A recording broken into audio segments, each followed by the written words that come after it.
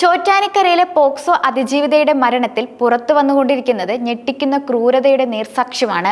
Chottanikkara judicial first class magistrate കോടതിയിൽ 120ഓളം പേജുള്ള കുറ്റപത്രമാണ് പോലീസ് നൽകിയിരിക്കുന്നത്. പെൺകുട്ടിയുടെ ആൺസുഹൃത്തായിരുന്ന അനൂപിനെതിരെ കുറ്റകരമായ നരഹത്യ, ബലാത്സംഗ ശ്രമം, ആയുധങ്ങൾ ഉപയോഗിച്ച് മുറിവേൽപ്പിക്കൽ തുടങ്ങിയ വകുപ്പുകളാണ് പോലീസ് ചുമത്തിയിട്ടുള്ളത്. ജനുവരി 26-നാണ് പോക്സോ അതിജീവിതയെ വീട്ടിനുള്ളിൽ അബോധാവസ്ഥയിൽ കണ്ടെത്തിയത്. പെൺകുട്ടിയെ മർദ്ദിക്കാൻ ഉപയോഗിച്ച ചുറ്റിക, ബെൽറ്റ്, ഷോൾ എന്നിവ തെളിവുകളായി സമർപ്പിച്ചിട്ടുണ്ട്. സംഭവ ദിവസം പ്രതി പെൺകുട്ടിയുടെ വീട്ടിലെത്തുന്നതിന്റെ CCTV ദൃശ്യങ്ങളും നിർണായകമാണെന്ന് പോലീസ് വ്യക്തമാക്കിയിട്ടുണ്ട്. കൊടും ക്രൂരതയ്ക്കൊടുവിൽ പോയി ചത്തോ എന്ന് അനൂപ് ആക്രോശിച്ചതോടെയാണ് ചോറ്റാനിക്കരയിലെ പെൺകുട്ടി ഷോളിൽ തൂങ്ങിയത്. ഇതും പെൺകുട്ടിയെ ശ്വാസം മുട്ടിച്ചതുമാണ് മരണകാരണമെന്നാണ് പോസ്റ്റ്മോർട്ടം റിപ്പോർട്ട്. ഒരു പകൽ മുഴുവൻ വൈദ്യസഹായം നിഷേധിച്ചതും ജീവൻ അപകടത്തിലാക്കിയിരുന്നു. അതേസമയം യുവാവിന്റെ ആക്രമണത്തിന് പിന്നാലെ ആത്മഹത്യക്ക് ശ്രമിച്ച പെൺകുട്ടി 2 ദിവസത്തിന് ശേഷം ആശുപത്രിയിൽ വെച്ചാണ് മരിച്ചത്.